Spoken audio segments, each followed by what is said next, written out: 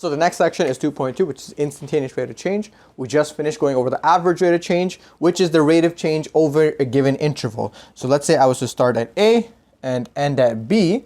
Without looking at how I got from A to B, just understanding what is the average rate of change, meaning from A to B, a straight line, not ignoring what's going on in between and finding the slope. So the slope of the secant line, which again, the secant line is any line segment that connects two dots on a graph or 2 points on a graph. That is average rate of change. The instantaneous rate of change requires, instead of using the secant or the slope of the secant, we're going to find the slope of the tangent. What is a tangent? The tangent is a line segment or a line that crosses only one point on the graph. Whereas the secant connected two different points on the graph, the tangent line only connects at one very specific point. It runs right along the edge. So if I wanted to find the tangent of this point here, I would have to understand and estimate that it would be a straight line such that it connects only this way. So it'd be a straight line that goes out. So average rate of change is the rate of change over a given period. Instantaneous rate of change is the rate of change at one specific point. Now, we're going to go over 3 different ways to find the instantaneous rate of change. So let's get started with those.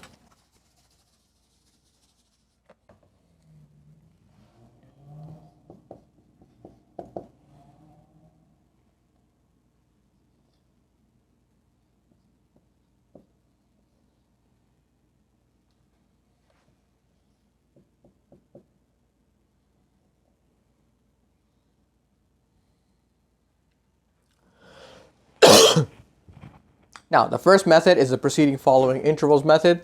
The first thing we want to do is we want to understand that average rate of change is over a large interval, whereas the instantaneous rate of change, again, is over an interval that is decreasing to becoming closer and closer to 0.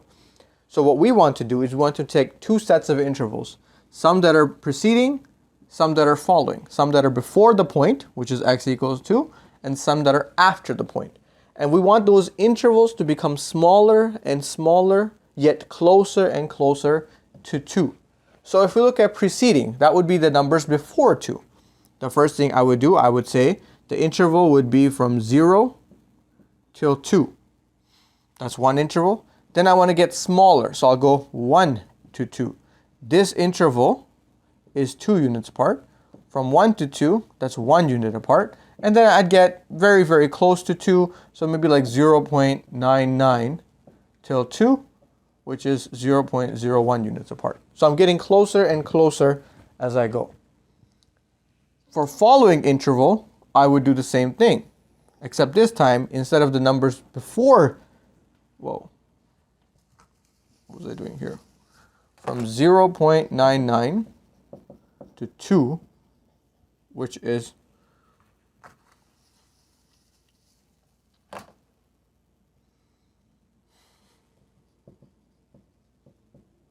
from 1.99 to 2, which is an interval of 0.01. Now I want to do the same thing for the following intervals, which I want to go to numbers that are past 2.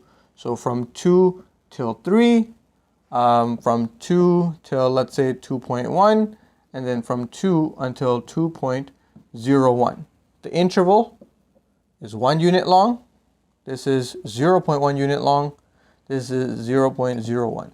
You want to get the intervals to become smaller and smaller. Now, to find the instantaneous rate of change, we're going to go ahead and solve the average rate of change between each of these intervals and combine them together. So let's start here. So we're going to have f at 2 minus f at 0 divided by 2. F at 2 minus f of 1 divided by 1.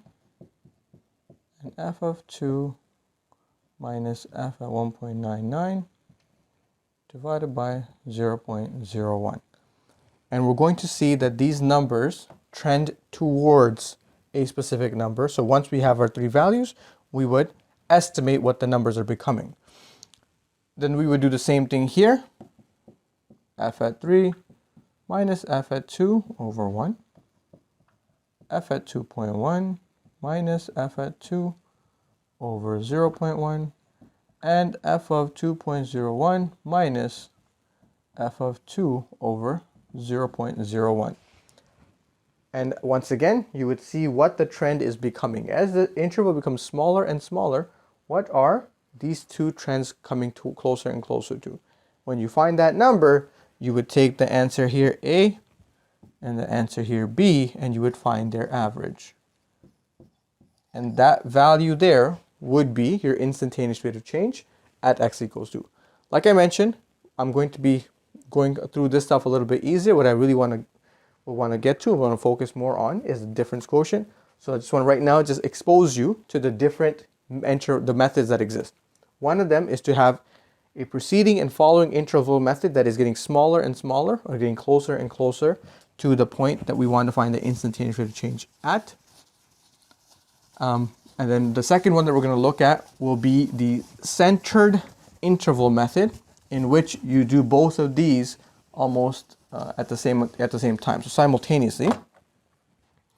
And that again is called the centered interval method.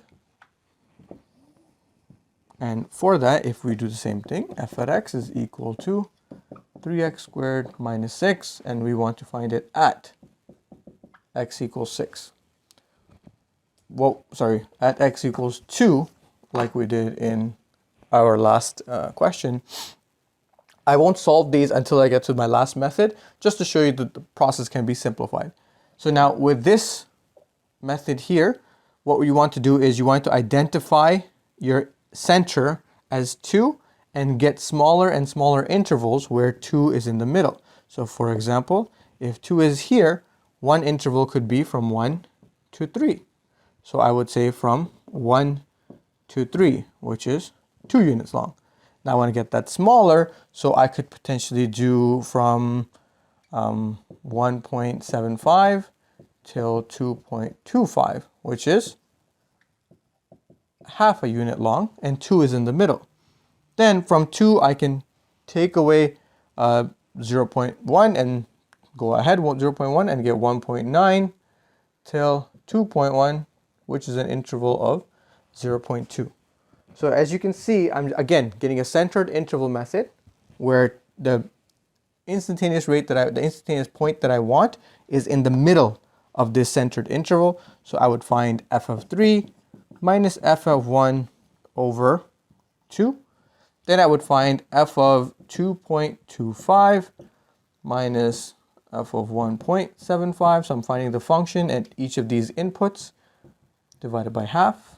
And then f of 2.1 minus f of 1.9 divided by 0.2.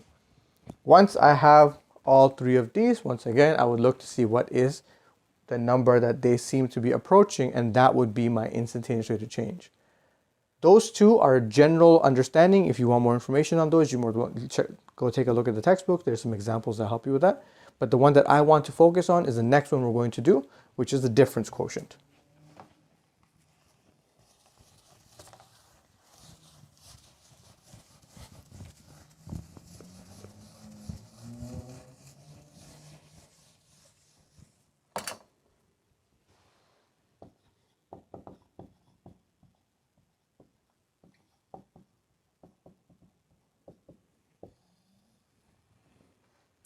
The difference quotient is an equation which will help you find the slope. That equation is f of x plus h minus f of x divided by h, where h is the interval size. So you want that number to become smaller and smaller, and as you go on, it'll essentially be treated as 0 in certain cases, and in other cases we will treat h as 0.01. So let's do our question and figure out what the answer to it should have been. So 3x squared minus 6 at x equals 2. So we want to solve this equation, 3x squared minus 6 at x equals 2, to solve the instantaneous rate of change. And to do that, we will need to use this equation. So this is going to equal f of x plus h, which means wherever I see an x in my function f, I will replace it with x plus h. So instead of writing 3x squared minus 6, the x in x squared gets replaced by x plus h squared minus 6 minus f of x. So I already know what f of x is. That is the entire equation. And then divided by h, which I don't know yet. So again, I do know that h is a number that's getting closer and closer to 0. So to solve this now, we're going to have to expand x squared plus x plus h squared by using FOIL. And we'll get x squared plus 2xh plus h squared minus 6 minus 3x squared plus 6 over h. Let's simplify this a little bit more. So multiply 3 into each term inside the bracket. So I have 3x squared plus 6xh plus 3h squared minus 6 minus 3x squared plus 6 over h. By the way, this is the more algebraic intensive method. In a little bit, I will show you how to do this. And it's a little bit quicker, but not as accurate. Now, if I've done this properly, the only terms that I should be left with after I simplify have an h in it. So 3x squared minus 3x squared minus 6 plus 6. What am I left with? 6xh plus 3h squared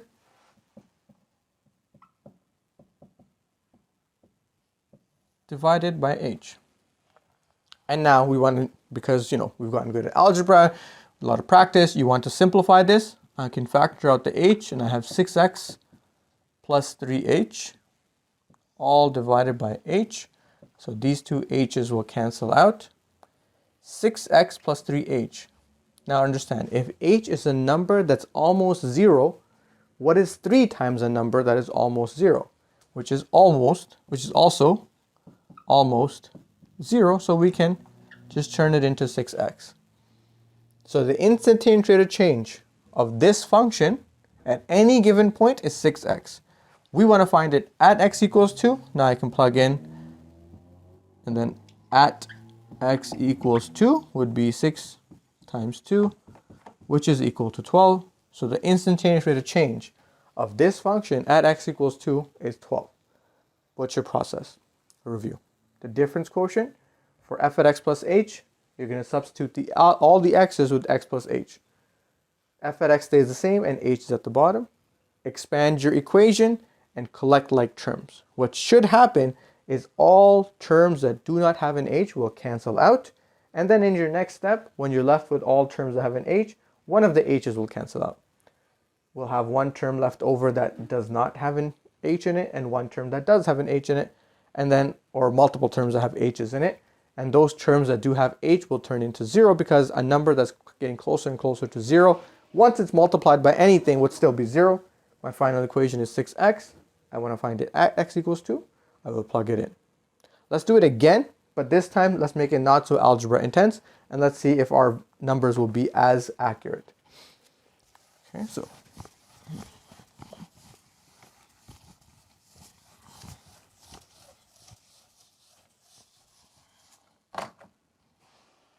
same thing.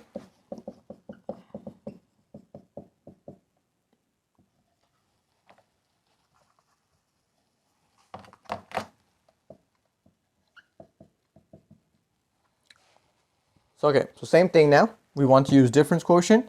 What we're going to do this time is we're going to define h. H is equal to 0.01. So now, f at x plus h would still be 3x plus h squared minus 6 minus 3x squared minus 6, all divided by h. Now we know what x is. X is 2. We know what h is. H is 0.01. Let's plug it in and solve our equation. So it's going to be 3 multiplied by x is 2 plus 0.01, 2.01 squared minus 6 minus 3 times 2 squared plus 6 over 0.01. Okay, so if we go ahead and solve this now, 2.01 squared is approximately 4.04 multiplied by 3, and we'll get 12.12 minus 6. So 2 squared is 4 times negative 3 is negative 12 plus 6 is negative 6, and all divided by 0.01. If we go through and we solve this, negative 6 minus 6 is negative 12. 12.12 divided by negative 12 is going to be negative 0.12 divided by 0.01. And if you divide this, you'll get negative, sorry, it was positive 0.12, you'll get positive 12. So it looks like in this case, you'll end up with the same answer, but in a lot of cases, not defining h as 0.01, allowing it to represent a number very close to 0, even closer to 0 than 0.01, will find a difference quotient. So this is the process you want to use.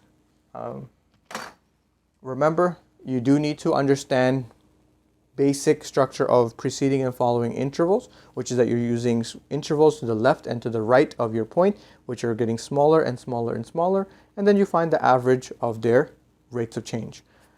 Centered interval, you keep your point in the middle, and then you decrease the interval with your key point in the center, and as it's getting smaller, you figure out what the average is becoming, or what your rate of change is becoming. Finally, your difference quotient is what you want to focus on. You can go through and solve everything down using algebra until you're left with a value for x, and you can plug it in. Or you can plug in h as 0.01 and just do simple calculations to figure out what your instantaneous rate of change is going to be.